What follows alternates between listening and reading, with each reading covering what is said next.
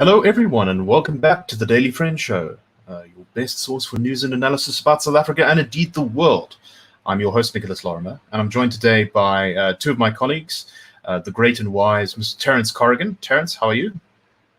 Well, I hope I'm as great and wise as you describe me. Other than that, one survives. Very good. And Hermann Pretorius, who, despite feeling not so great, has bravely volunteered to be on the podcast with us. So, Hermann, how are you? Are you managing to survive the trials and tribulations of our age? Yes, I don't want to use the word hero, but no one else was going to. The word hero is thrown around a lot these days. Yes, but the context I want to use it has an in at the end. So that's where my thinking is, heroine. So you can either take that as me being pharmaceutically adventurous, unlike the government, or as me being non-binary or gender fluid. It's very, very 2021. Gosh, it feels like we're in the future. Anyway, let's get started. And this is someone we haven't actually talked about in the show for a while, mostly because, every story about her is kind of the same. But I'm, of course, referring to our public protector, Busisiwe Mkhwebane, who today appeared in court on pre-jury charges. So she said last week that she was taking a sabbatical, but she's now had to interrupt that to go to court. She is facing a pre-jury charge that was brought by the head of something called the Accountability Alliance, a guy called Paul Hoffman.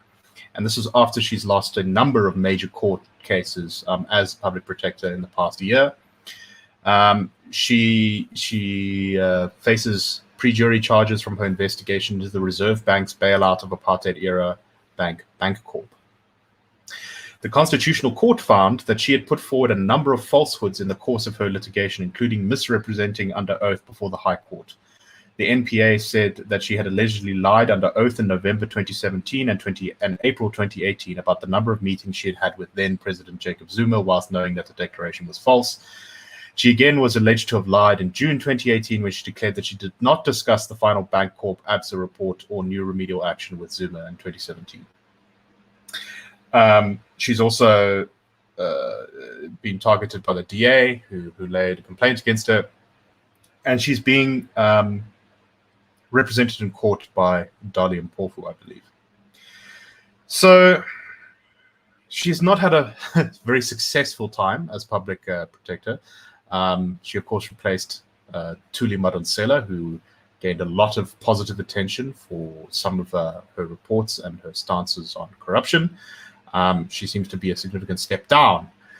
And I think the question for those who have been watching her career is, well, first, let me go to you, Terence. Terence, how would you sort of sum up her time as public protector? Would you say that it's been as disastrous as it looks?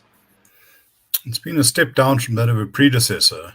I remember when Thuli Madonsela became the public protector, her background, the Law Commission, whatever. She seemed well qualified for it, and I think she maintained a very even temperament, and she was willing to speak to whatever audience wanted to come before her. I think those are all traits of a good, even-handed and professionally oriented public servant.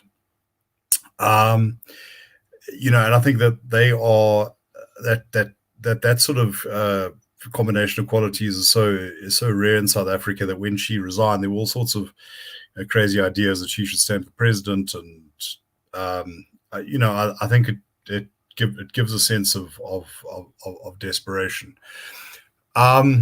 Remember, the Office of the Public Protector is there to combat, to protect, as it's phrased, the public from malfeasance and misbehavior by the government. Ms. Mkhwebane, I remember when she took over, there were a couple of what seemed like symbolic but meaningful changes. Apparently, the televisions in her office had to be changed from ETV to ANN7. That was widely remarked on at the time. And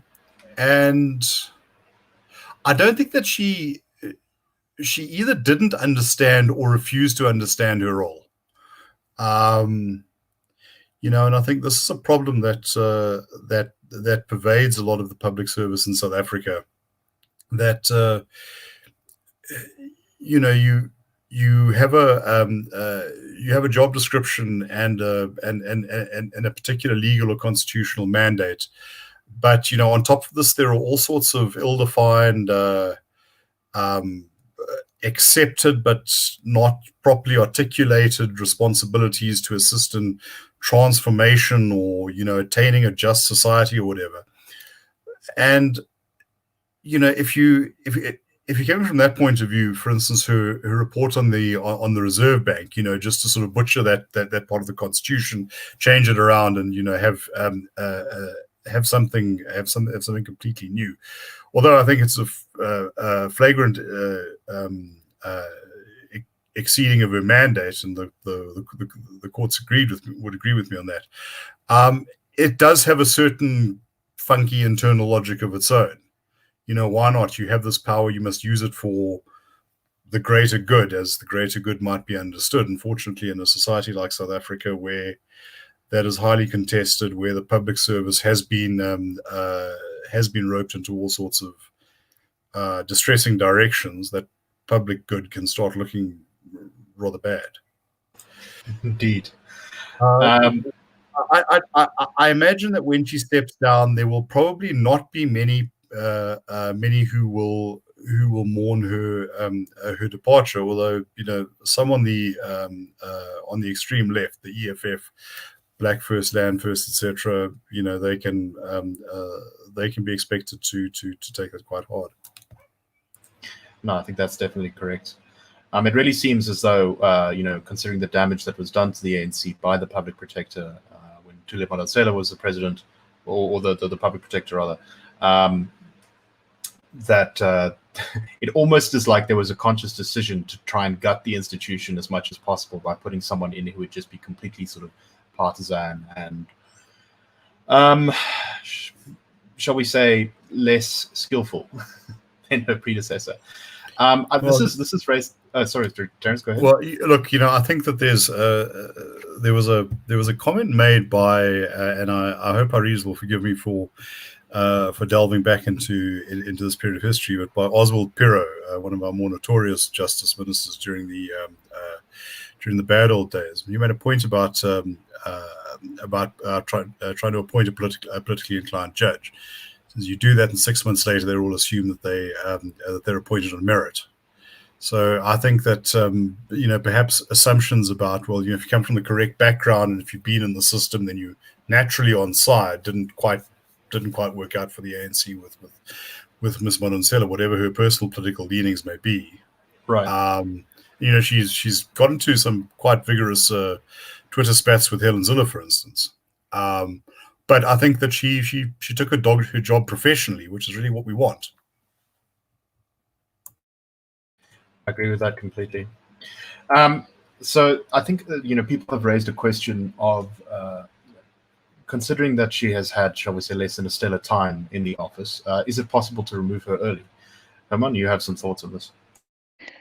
Yes, I'll get to the removal question in a moment, but there's quite a lot of things that I want to echo what Terence said, but also add that it's really tragic that in South Africa the bar is so low for leadership and public or integrity in the holding of public office that the Saxon-World Tribune as a bar seems to be higher than the bar needed to clear on the integrity level for public office. That's why we saw this, Thuli for president attitude, just, taking hold of many people in the South, I think especially the South African middle class. And we saw similar things happen to Pravin Gordhan when he was towards the end of the Zuma era, the guy who whispered partial truths to power.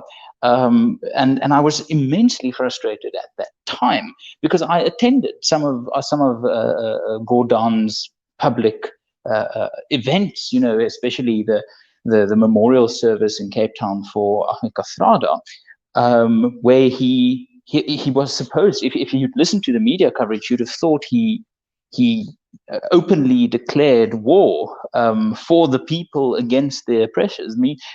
Meanwhile, he just said, organize things and resist things. And so that bar was cleared by people like Thuli Madonsela and Pravin Gordhan. It's like, public office holders with integrity, that's the solution. And that is a very South African element. And I think we see it also now becoming a world element with Trump, is this personality politics. What's wrong with this country can be fixed by a person. Is a fundamental South African element that liberals really must understand and counter.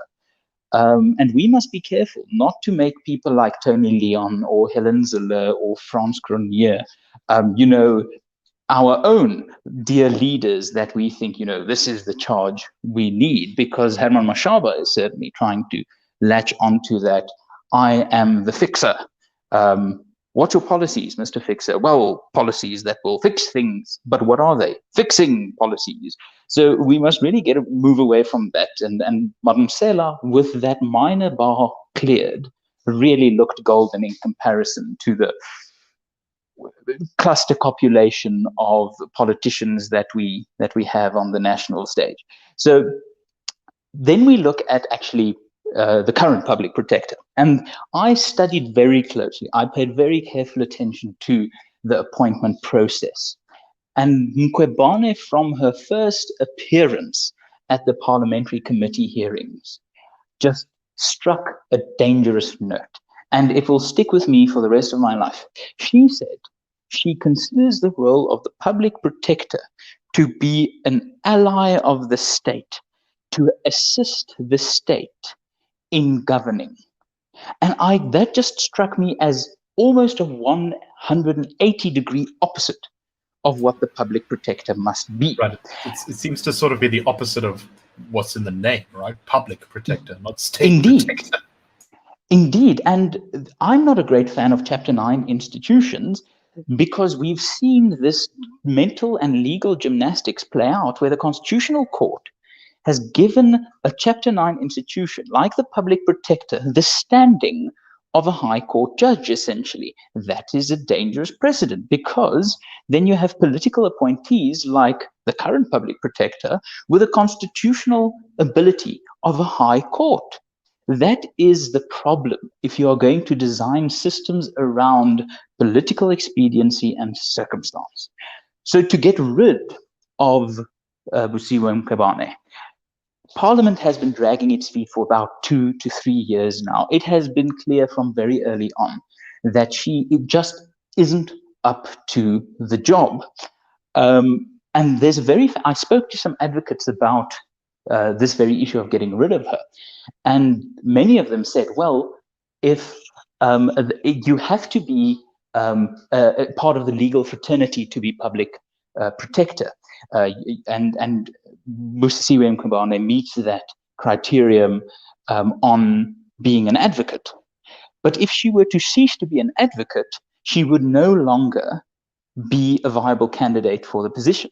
So there's a very interesting possibility that if Parliament is unwilling to act against her, the legal fraternity, her own bar association, might take action against her to have her disqualified as an advocate, which would in effect, to my understanding of the legal situation, bring an end to her tenure. So all is not lost, but this woman is clearly incompetent, clearly partisan, clearly didn't understand the role she was going into. But as I said in an op-ed that I wrote in 2019, this woman isn't incompetent. We must just understand that her role is not the one we think she has. She is a political trench fighter. And in that, she's highly competent. She has damaged Ramaphosa out of the gate. She has managed to drive the RET agenda from the very first finding she made. So we shouldn't think she's incompetent. She's highly competent, just not as a public protector. Indeed. Any final thoughts, Terence, before we move on? Yeah, I think that the issue with those Chapter 9 institutions is that they're meant to be proactive as well as reactive, and that is an awesome responsibility to have. Just by making sure that the right people, or as the case may be, the wrong people, occupy those positions, you can turn them into very, very devastating weapons. I'm old enough to remember the late 1990s, where the Human Rights Commission launched into its investigation of racism in the media on the basis of very, very sort of sketchy, complaints that more prominence was given to a story about an elephant than, it was. It was really difficult to know how to respond. Progressions of people coming before to allege racism, but being unable to actually identify any kind of specific issue. At the very least, at most, this could have been used to start some sort of conversation. But the idea, it seemed to be, was that they wanted an inquisition, but very slim pickings were to be found. And I think that essentially what we got out of that was that the commission, as it stood then, and possibly as it's developed, did have certain ideological agendas that went beyond safeguarding the application of the Bill of Rights. Very well said. Let me move us on now to, of course, a story that is ongoing, and that is the government's failure to properly plan for vaccine rollout. So, of course, as we started off this year, the first thing the IRR did this year was go after government for not being very clear about when exactly we were going to get vaccines against COVID-19, which many people believe is the only way that we can kind of begin restoring life back to normal. And the government really didn't have great answers. And then suddenly there was a flurry of activity, and then they promised that there'd be vaccines by the end of January. There's still a lot of details that seem to be missing. And the situation has gotten more complicated now. As many people know, especially if you've been listening to the show and what Gabriel said. No, we don't have him on today, but I'll do my best to approximate some of the things he was talking about. The South African COVID strain, there's a particular mutation on it which was causing scientists some worry, because firstly, it seems to make it more transmissible, and secondly, there's a possibility that it can reinfect people who had the original strain of COVID. So the new South African strain might be able to reinfect people.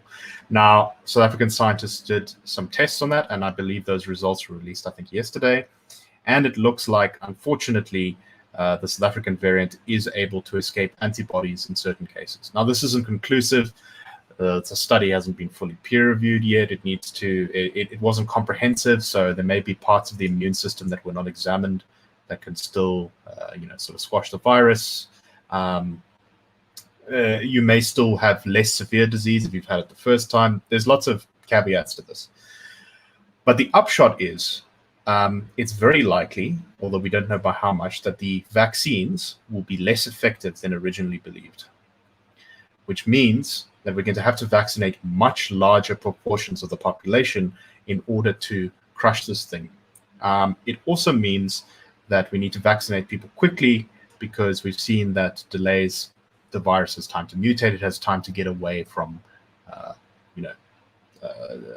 vaccines and things like that. So we're scheduled to receive about 1.5 million doses of vaccines from the Serum Institute of India. India actually is a major manufacturer of various kinds of pharmaceuticals. And the government says that they expect the first shipment of those to arrive on the 29th of February. Those are probably going to go to healthcare workers. They also, the government has also been criticized because allegedly we are paying twice what the European Union paid for some of the vaccines that we are in the process of negotiating orders for, which is not great. And the last thing I want to go on this story actually, you know what? We'll leave that for a second. Terence, your thoughts on this? I mean, why is the government being so slow and so ineffective on vaccine rollouts? I mean, why are there so few details? Well, I think the short answer is that it doesn't really have an adequate plan. Other countries were planning for their acquisitions, when we were going into lockdown.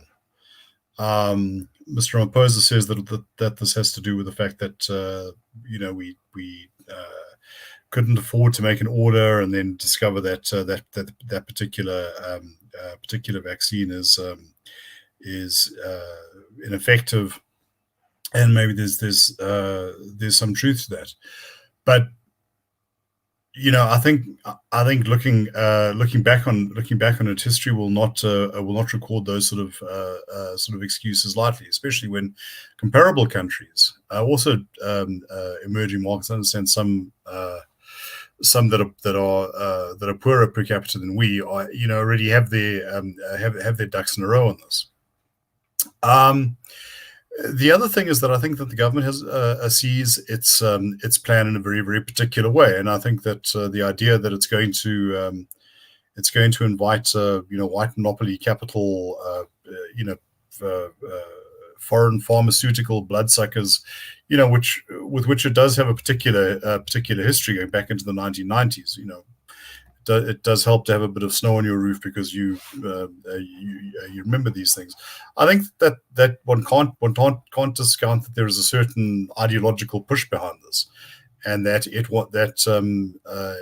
at least for the great masses of the country, they will wait until we are good and ready to deliver this in a proper statist, people-centric manner. I understand that there's some of the unions that are demanding that we only procure from China and Russia because those vaccines were made by state-owned firms, and that will be striking a blow against pharmaceutical blood-sucking running dogs Evil of capitalism. Yeah. Right. But I think one shouldn't infer venality when incompetence is a decent standard. And I imagine that at some point this just wasn't picked up. Peter Bruce was saying in the Business Day yesterday that he could personally, as an individual, phone a company and say, so what do we have to do to get like 1 billion doses or whatever? Oh no, well, this is what you do. You spoke to the CEO. So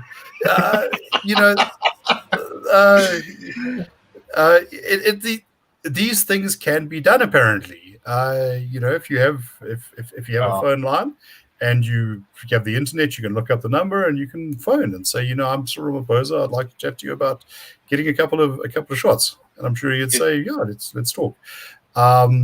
Well, this is, I just kind of say on a tangent, this is probably the best thing Peter Bruce has done in a very, very long time. So, no, we should give credit where it's due, I feel. And yes, in this case, he apparently phoned a pharmaceutical bigwig, and he discovered that we can get all we want by June or something. It's not actually going to be that critically expensive.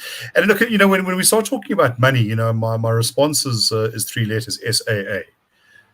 Right. We apparently we can find money for that. Yes. I do think that this is the most shocking dereliction of sort of governance responsibilities the ANC's ever had, and it's had some pretty big ones, but this is just sort of so blatant. Yeah, we trashed the country putting it into lockdown, and I think perhaps it's I'm not saying that's entirely indefensible, but having gone that distance, it just seems like a no-brainer to actually have the medicine at some point, unless we're just going to keep on doing lockdowns as a kind of national pastime. But here's the problem. If this kind of grants to some sort of swamp, and we have flare-ups because we can't vaccinate enough people and their mutations and whatever. South Africa could well find itself as kind of the ongoing viral hotspot. People forget that it's within living memory of people alive today that diseases like malaria existed, and not in developing world context, but in Europe. There were dangers in the Netherlands, for instance. We could well find ourselves there. What does that mean for tourism? What does that mean for just being part of the world? Indeed. Very good point. Hermann, you have thoughts? Yeah, I must say, I was struck by this situation with Peter Bruce about the phone call, and it reminded me of a very short little story from the Mandela presidency. Now, I don't know if anyone here remembers the Health and Racket Club gym franchise, but the Health and Racket Club was a business that later became Virgin Active, and what happened there was this organization, this business was about to go under. It was about to cost, I think, around 4,000 jobs. And what President Mandela did is he picked up the phone and he phoned Richard Branson. And he said to Richard Branson, I've got a business in South Africa that I need you to save. I need you to come and save this business because there are jobs on the line. And compare the absolute diminution of the South African president and the leader of the ANC on the world stage, where a decade and a bit ago, our leader could pick up the phone to one of the richest men in the world, make a deal, and save jobs. Our current president cannot even do that to save lives. It speaks volumes about the leadership vacuum that this country is currently experiencing. And I'm not saying good leadership will be the panacea, will be the cure or the vaccine to this virus. It certainly can't hurt. But hell, it can't hurt. So we're in this situation where if you speak to pharmaceutical chiefs in the US and in Europe and so on, they say South Africa represents less than 2% of their market, but it's at least 50% of their problems. Because the ANC has, over the last decade or so, almost made it a point of pride and principle that they will be against capitalism on the world stage, they will be against pharmaceuticals, they will be against the United States in the United Nations. We have burned every single bridge that could have, let me put it this way, the pyromaniacs in the ANC have tried to burn every single bridge, but then we find out that the other people on the other side of the bridge is still willing to construct a bridge towards us. It's just the ideologues on this side who cannot pick up the phone to save lives. It really is such a perverse inversion of the Mandela situation, flawed leader as he was, that it really brings up a bit of bile in the soul to think how far, in terms of just leadership and integrity and the ability to take a decision and take leadership, we've fallen. Indeed. Very much so. All right, so we don't have much time left, but I just want to very quickly move us on to something else. So yesterday, President Ramaphosa, rather than ordering vaccines, he's giving sort of lofty speeches about rebuilding and restructuring the economy after COVID is over. And he said, we now need to go deeper into what exactly makes the economy work and function, and the participation of Black people in all areas of economic activity. We will then see how best we can get Black people to participate. This is the year that we should be able to do that and move the needle of economic empowerment for women, young people, and Black people broadly. We need to be able to say in a few years' time that the empowerment of our people is now becoming a reality. There's a lot to unpack there, but very briefly, we know from where the ANC is at currently, ideologically, that he doesn't mean there's going to be a change in policy. He means they're going to double down on existing policy. Hermann, the IRR released a statement about this. Yes, and I can run through it within seconds. BEE has failed. If you think BEE was meant to uplift Black South Africans, if you think BEE was instituted to enrich the leadership of the ANC, it has been a remarkable success. The problem is, if you want to really see change in terms of empowerment, you cannot try what has failed unless you have, either a nefarious intent or an ignorant and understanding of the situation. The vast majority of Black South Africans have not benefited from this policy, while this is a policy that continues to benefit the leadership of the ANC. Mr. Ramaphosa perhaps most blatantly in a situation where BEE no longer stands for Black economic empowerment, but for blatant elite enrichment. So the change that really must come is very, very simple. Help those in need, not the politicians with greed. It is a simple little mnemonic device that even President Zuma would be able to read off a teleprompter. Just follow that thing and we will see Black people empowered. We will see all impoverished South Africans actually reap the benefit. Continue down this mad path and continue down this insane crusade of doubling down on this failed policy. And we will see more unemployment, more suffering, more cronyism, and more economic undermining of really a very, very simple and government-engineered problem. Indeed. Well said, sir. And that is all the time we have for today, I'm afraid. So thank you very much for listening and for watching us. If you're watching us on YouTube, please like us, subscribe to us. If you're listening to us, please leave us a positive review on whatever podcast app you're using.